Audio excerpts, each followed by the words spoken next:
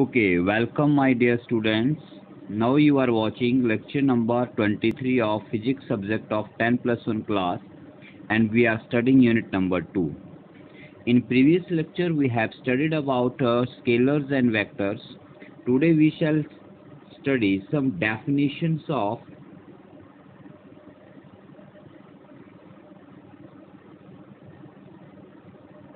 vector algebra. Vectors में कुछ types of vectors भी बोल सकते हैं आप इनको, और वेक्टर अलजेब्रा की कुछ टर्म्स भी बोल सकते हैं जिन्हें हम आज स्टडी करेंगे. So let us start. So first term आती है my dear students equal vectors. Equal vectors. Equal vectors क्या होते हैं देखिए. Right, this is the definition of equal vector.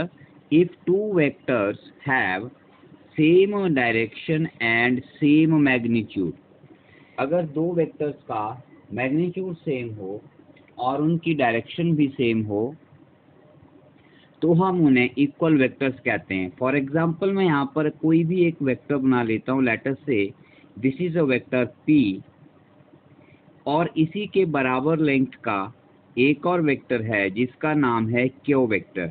तो आप देखेंगे कि इन दोनों की जो लेंथ है वो बराबर है. लेंथ बराबर होने का मतलब वेक्टर P का जो मैग्नीट्यूड है और वेक्टर Q का जो मैग्नीट्यूड है वो दोनों आपस में बराबर हैं. ठीक है, this is the way to write the magnitude of a vector. Previous lecture में बता चुका हूँ लेकिन फिर एक बार बता देता हूँ कि अगर हमारे पास कोई भी वेक्टर है, जैसे ये वेक्टर P है, तो अगर इसको मैं इस तरह से लिखता हूँ वेक्टर P और मॉड लाइंस लगा देता हूँ तो ये इसे हम लोग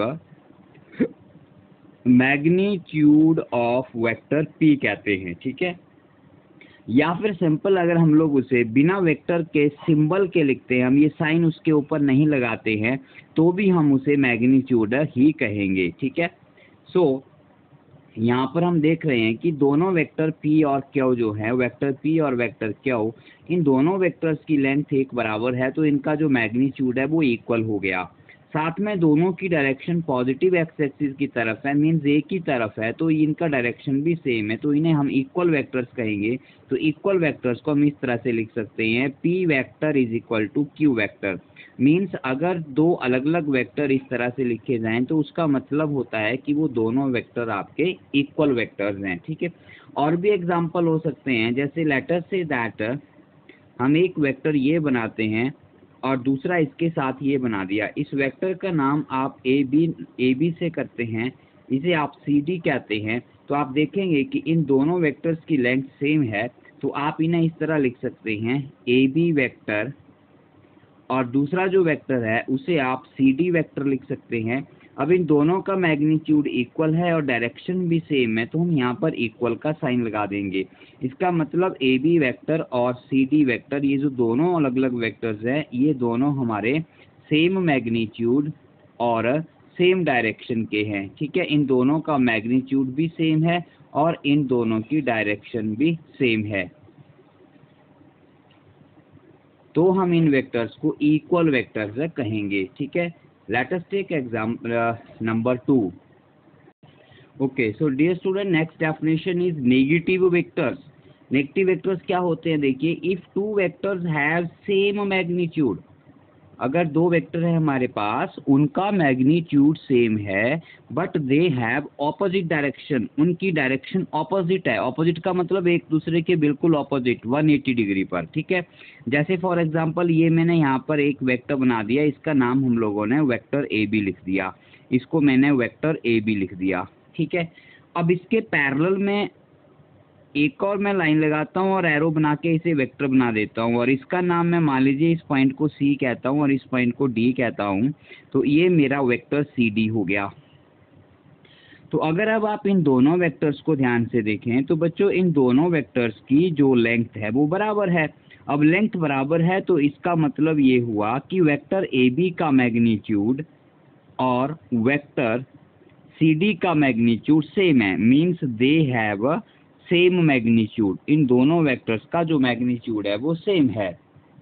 अब मैग्नीट्यूड सेम है बट डायरेक्शन ठीक एक दूसरे के ऑपोजिट है। एक कंप्लीटली पॉजिटिव एक्स एक्सिस में है और दूसरा पूरी तरह से नेगेटिव एक्स एक्सिस में है। तो ऐसे वेक्टर्स जिनका मैग्नीट्यूड तो सेम होता है लेकिन उनकी जो डायरेक्शन है वो एक दूसरे के ऑपोजिट होती है, ऐसे वेक्टर्स को हम लोग नेगेटिव वेक्टर कहते हैं। और उन्हें लिखने के लिए हम इक्वल साइन के साथ किसी एक वेक्टर के साथ माइनस का साइन लगा देते हैं।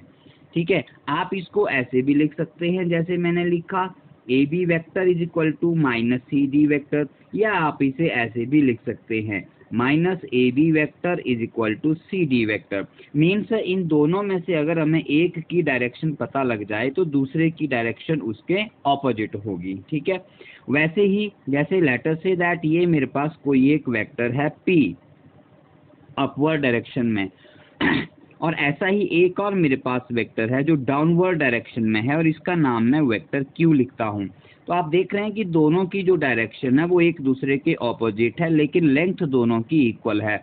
इसका मतलब इन दोनों का जो मैग्नीट्यूड है वो तो P वेक्टर का magnitude is equal to Q vector का मैग्नीट्यूड होगा, लेकिन डायरेक्शन दोनों की ऑपोजिट है। तो इसलिए हम अगर मैग्नीट्यूड के अलावा कंप्लीट वेक्टर की बात करें तो हम इक्वल के साथ साइन के साथ हमें यहाँ पर माइनस Q भी लगाना पड़ेगा, या फिर आप ऐसे भी लिख सकते हैं minus P vector is equal to Q vector. ठीक है, तो ये हो गया आपका negative vector. Now let us take the next definition. Next definition है प्यारे बच्चों कोलिनियर वेक्टर्स। ठीक है, कोलिनियर वेक्टर्स क्या होते हैं? वेक्टर्स ऑफ सेम और different magnitude. We have a number of vector, बहुत सारे वेक्टर्स हैं जिनका मैग्नीट्यूड सेम भी हो सकता है और डिफरेंट भी हो सकता है, but all parallel to same straight line, एक ही लाइन के पैरेलल होंगे सारे। ठीक है, जैसे फॉर एग्जांपल मैं यहाँ पर बहुत सारे वेक्टर्स बना देता हूँ। एक वेक्टर ये बन गया, दूसरा ये आ गया, ये बन गया, ये आ गया, या फिर ये आ गया। अब इन सभी वेक्टर्स को आप देखें तो इन सभी वेक्टर्स की डायरेक्शंस तो एक दूसरे के सेम है या ऑपोजिट हैं, और मैग्नीट्यूड किसी का सेम भी हो सकता है, डिफरेंट भी हो सकता है। बट इन सब वेक्टर्स में क्या एक कॉमन है? अगर मैं यहाँ पर एक लाइन लगा देता हूँ तो ये सारे के सारे वेक्टर्स इस स्ट्रेट लाइन के क्या है? इस स्ट्रेट लाइन के ये सारे के सारे वेक्टर पैरेलल हैं। ठीक है, तो ऐसे वेक्टर जिनका मैग्नीट्यूड सेम हो सकता है या डिफरेंट भी हो सकता है, लेकिन कॉमन क्या है? They are parallel to same line, एक ही लाइन के सारे पैरेलल है, उन्हें हम लोग कॉलिनियर वेक्टर्स कहते हैं। ठीक है, अब इसमें भी फर्दर टू टाइप्स आ जाते हैं। जैसे एक आ जाता है आपके पास like parallel vectors, like parallel vectors, और दूसरा आ जाता है इसमें सेकंड टाइप आ जाता है अनलाइक पैरेलल वेक्टर्स, अनलाइक और एंटी पैरेलल वेक्टर्स भी हम उन्हें कहते हैं, अनलाइक और एंटी पैरेलल वेक्टर्स।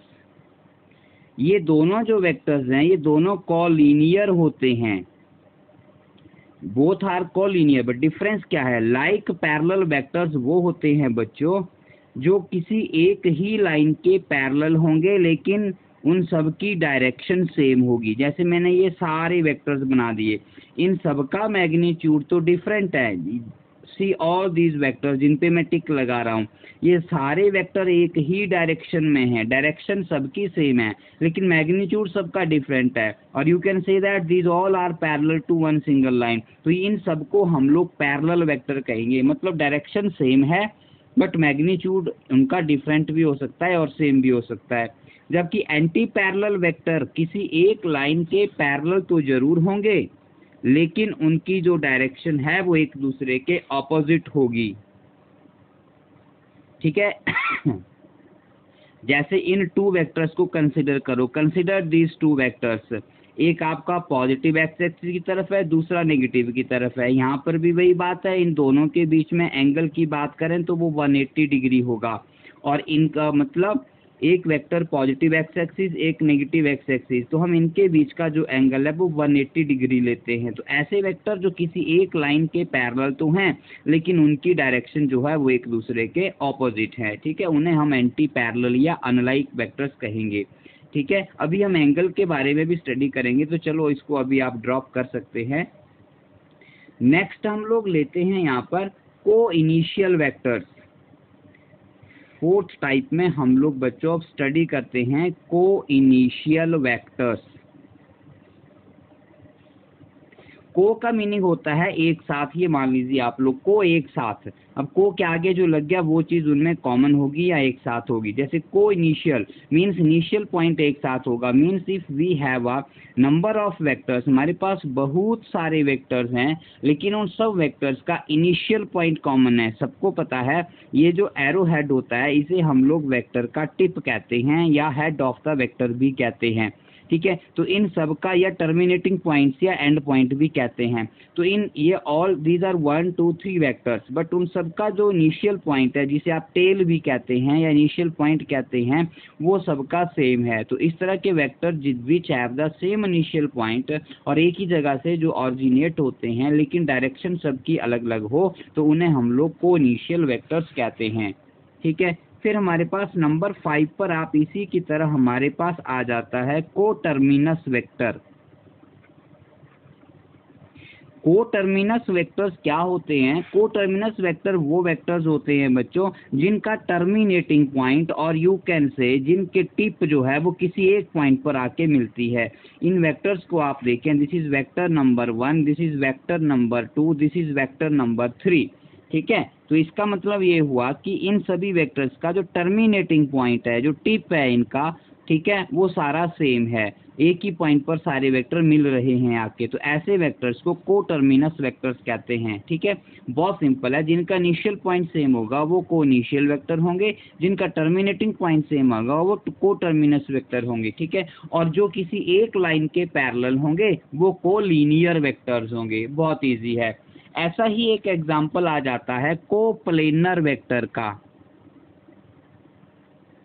टर्म आ जाती है coplanar vector. Coplanar vector वो वेक्टर होंगे which lie in the same plane, which lie in the same plane. जैसे coplanar vector whose plane is same, जिन vectors का plane same होगा उन्हें को प्लेनर वेक्टर कहेंगे। ठीक है, जैसे प्लेन क्या होता है? प्लेन एक सरफेस होता है। ठीक है, समतल सतह होती है, सरफेस होता है। जैसे मान लीजिए ये मेरे पास यहाँ पर दो वेक्टर हो गए। ठीक है, कैसे भी है, ये कैसे रख दिया मैंने, ये कैसे रख दिया। अब ये वेक्टर इस पेज के ऊपर है, this is lying on this plane and this vector, ये वेक्टर की टिप मान लीजिए और ये वेक्टर का टेल मान लीजिए। ठीक है, तो ये दोनों जो वेक्टर्स हैं वो इस पेपर की सरफेस के ऊपर या इस प्लेन के ऊपर लाई कर रहे हैं, तो इन्हें हम लोग को प्लेनर वेक्टर कहेंगे। लेट अस से दैट अब मेरे पास यहाँ पर एक वेक्टर और आ जाता है। अब एक वेक्टर और आ गया, उसको मैंने ऐसे रख दिया। लेटस से उसको मैंने थोड़ा ऐसे घुमा के, डायरेक्शंस उनकी कुछ भी हो सकती है। तो still these all vectors are lying in this plane of paper. अभी भी ये सारे के सारे वेक्टर इसी प्लेन में लाई कर रहे, एक ही प्लेन में लाई कर रहे हैं। ठीक है, तो इन सबको हम कोप्लेनर वेक्टर कहेंगे।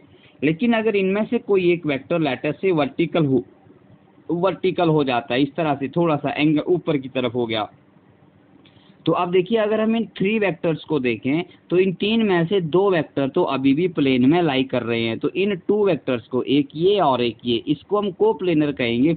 लेकिन ये वेक्टर इनके प्लेन में नहीं आया, तो इसका मतलब ये उस प्लेन में नहीं कर रहा है, इसका प्लेन चेंज हो गया है।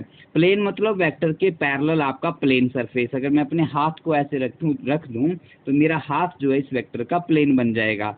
आ रही बात समझ में? इसका मतलब ये तीनों वेक्टर कोप्लेनर नहीं हुए, लेकिन ये 2 वेक्टर्स आपस में कोप्लेनर हैं। ठीक है, और हमेशा एक बात याद रखेंगे कि any 2 vector are always coplanar. Any 2 vector are always coplanar. अगर हमारे पास केवल 2 ही वेक्टर हैं, जैसे एक ये हो गया और एक ये हो गया, ठीक है, तो ये दोनों कोप्लेनर होंगे। क्यों कोप्लेनर होंगे? क्योंकि इन वेक्टर्स का प्लेन हम लोग वर्टिकल प्लेन ऐसे मान सकते हैं। वी कैन कंसीडर दैट कि वर्टिकल हाथ मैंने ऐसे रखा अपना, अगर मैं अपने हाथ को प्लेन मान लूँ तो ये दोनों इस प्लेन के साथ स्टिक कर गए, तो ये मेरा क्या हो गया, एक कोप्लेनर वेक्टर्स हो गए। ठीक है, अब हम आगे चलते हैं।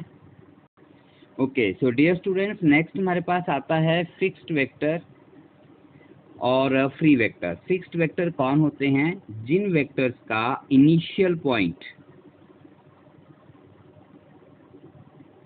इनिशियल पॉइंट या स्टार्टिंग पॉइंट, या बोल सकते हैं जिन वेक्टर्स की टेल फिक्स होती है उन्हें हम लोग फिक्स्ड वेक्टर या लोकलाइज्ड वेक्टर भी कहते हैं। मीन जैसे ये वेक्टर है मेरे पास लाइक दिस वे, अब इस वेक्टर को हम रोटेट कर सकते हैं बट इसका जो इनिशियल पॉइंट है वो चेंज नहीं होगा। This vector can shift like this way, इस तरह से रोटेट होकर यहाँ से यहाँ पहुँच सकता है, यहाँ से यहाँ भी आ सकता है, लेकिन इसका इनिशियल पॉइंट फिक्स रहेगा, लेकिन वेक्टर पोजीशन चेंज कर सकता है but only with respect to its tip. Tip इसकी चेंज होती रहेगी लेकिन टेल इसका चेंज नहीं होगा। ऐसे वेक्टर्स को हम लोग फिक्स्ड वेक्टर कहते हैं। लेकिन अगर ऐसा ना हो, मतलब उसका इनिशियल पॉइंट, स्टार्टिंग पॉइंट और टेल फिक्स ना हो, तो वो आपके फ्री वेक्टर बन जाते हैं। वो क्या बन जाते हैं? उन्हें हम फ्री वेक्टर कहते हैं, जिनमें इनिशियल पॉइंट, स्टार्टिंग पॉइंट और टेल जो है वो फिक्स ना हो। ठीक है, नेक्स्ट हमारे पास आता है बच्चों unit vector. Very important vector है यूनिट वेक्टर।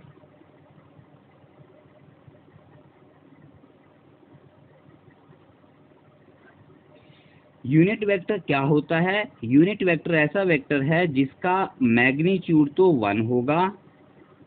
याद रखिए हमेशा unit vector, magnitude of unit vector is always 1 और यू कैन से यूनिट, 1 को यूनिट भी कहा जाता है। ठीक है, इसीलिए इसका नाम भी यूनिट वेक्टर है। लेकिन इसकी डायरेक्शन क्या होगी?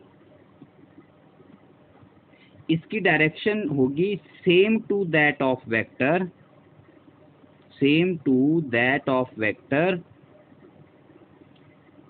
whose unit vector it is, whose unit vector it is। ठीक है, जिस वेक्टर का हम यूनिट वेक्टर निकालेंगे, फाइंड आउट करेंगे, ठीक है, उस यूनिट वेक्टर की डायरेक्शन वही होगी जिस वेक्टर का वो यूनिट वेक्टर है। ध्यान से समझिए, जैसे मान लीजिए मेरे पास ही कोई एक वेक्टर ए है, ठीक है, इसकी डायरेक्शन है north to south, let us say it is from north to south. अब इस वेक्टर का मैं यूनिट वेक्टर निकालता हूं, unit vector of vector A. तो पहले हम इसको लिखेंगे कैसे? उसे लिखेंगे ए कैप। यूनिट वेक्टर को डिनोट करते हैं कैप से। वेक्टर का सिंबल लिखा जाता है और उसके ऊपर कैप लगा दिया जाता है, मतलब ये हो गया वेक्टर ए का यूनिट वेक्टर। तो इसकी डायरेक्शन क्या होगी? इसकी डायरेक्शन भी वही होगी जो वेक्टर ए की है, मतलब इसकी डायरेक्शन भी वही होगी, क्या? नॉर्थ टू साउथ होगी। आ रही बात समझ में? आई थिंक आप इस पॉइंट को समझ रहे हैं अच्छे से। ठीक है, दैट मीन्स जैसे, और इसको कैलकुलेट कैसे किया जाता है? इसको कैलकुलेट किया जाता है unit vector is equal to vector divided by its magnitude. जब हम किसी वेक्टर को उसके मैग्नीट्यूड से डिवाइड कर देते हैं तो हमें उसका यूनिट वेक्टर मिलता है।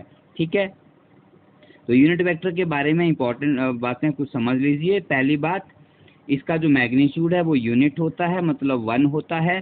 इसकी डायरेक्शन वही होती है जो इसके वेक्टर की डायरेक्शन होती है, या जिस वेक्टर का ये यूनिट वेक्टर होता है।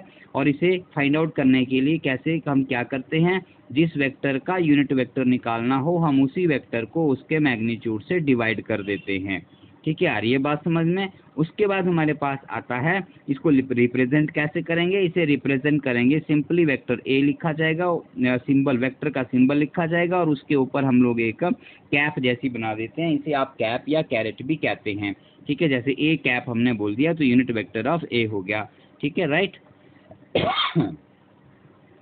ठीक है, यहाँ से आप एक इम्पॉर्टेंट बात भी समझ सकते हैं। जैसे हम लोग यहाँ पे लिखते हैं, हमने लिखा A vector divide by its magnitude is equal to unit vector. तो यहाँ से आप वेक्टर ए को डिफाइन कर सकते हैं, vector A is equal to magnitude of vector multiplied by its unit vector. जब हम किसी वेक्टर के मैग्नीट्यूड को उसके यूनिट वेक्टर से मल्टीप्लाई करते हैं तो हमें पूरा कंप्लीट एक वेक्टर मिल जाता है। और आप ये बोल सकते हैं कि ए मैग्नीट्यूड में, ये वेक्टर ए का ये क्या है? मैग्नीट्यूड, और ये क्या है? उसकी direction. So magnitude into direction आपको वेक्टर देता है। ठीक है, उसके बाद हमारे पास आते हैं orthogonal vectors. Orthogonal unit vectors. Orthogonal unit vectors क्या हैं?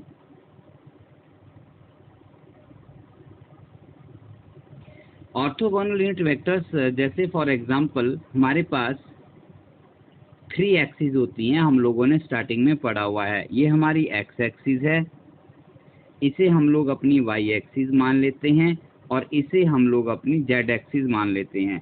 तो इन तीनों एक्सिस की जो डायरेक्शन है वो यूनिट वेक्टर से डिनोट की जाती हैं।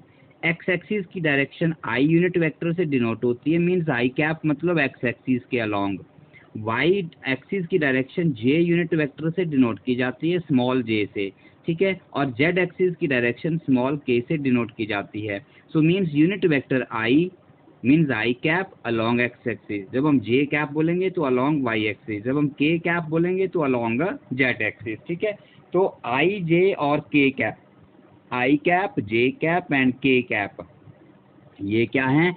आई cap, J cap and K cap, these are the unit vectors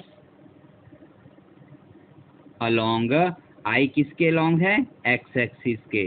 जे किसके अलोंग है? वाई एक्सिस के। और के कैप किसके अलोंग है बच्चों? जेड एक्सिस के, ठीक है। और ये तीनों आपस में परपेंडिकुलर हैं, म्यूचुअली परपेंडिकुलर हैं। These all are mutually perpendicular.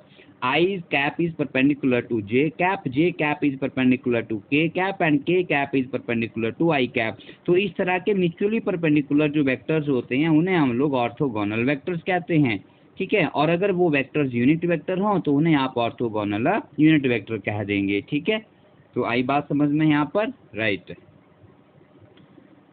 तो ये है हमारा यहाँ पर टाइप्स ऑफ वेक्टर के बारे में। टाइप्स ऑफ वेक्टर भी बोल सकते हैं इनको, और वेक्टर अलजेब्रा की कुछ डेफिनेशन भी बोल सकते हैं। और यहाँ पर एक टर्म और आती है जो मैं पहले भी बता चुका हूँ आपको। कई बार हम लोग मॉडुलस ऑफ वेक्टर की बात करते हैं।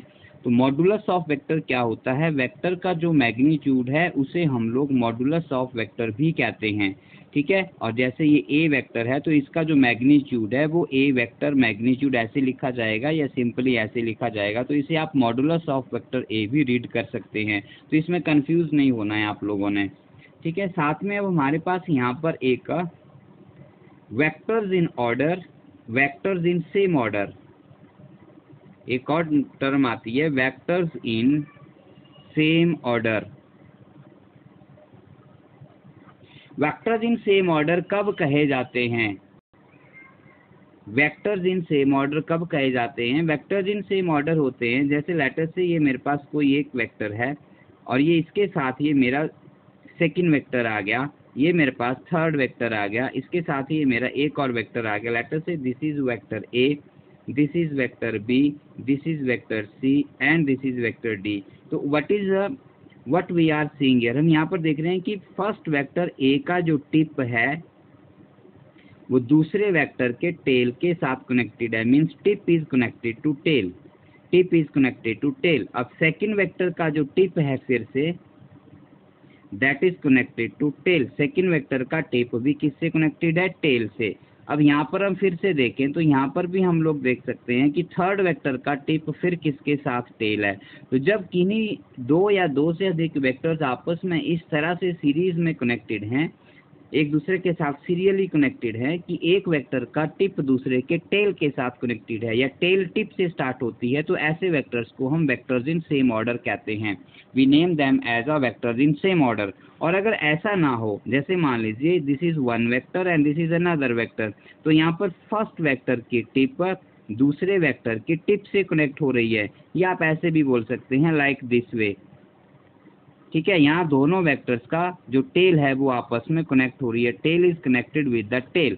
तो इस तरह के जो वेक्टर्स हैं उन्हें हम लोग वेक्टर्स इन ऑपोजिट ऑर्डर कहते हैं, वेक्टर्स इन ऑपोजिट ऑर्डर। क्या कहते हैं हम इन्हें? वेक्टर्स इन ऑपोजिट ऑर्डर, ठीक है। और इन्हें हम क्या कहेंगे? Vectors in same order.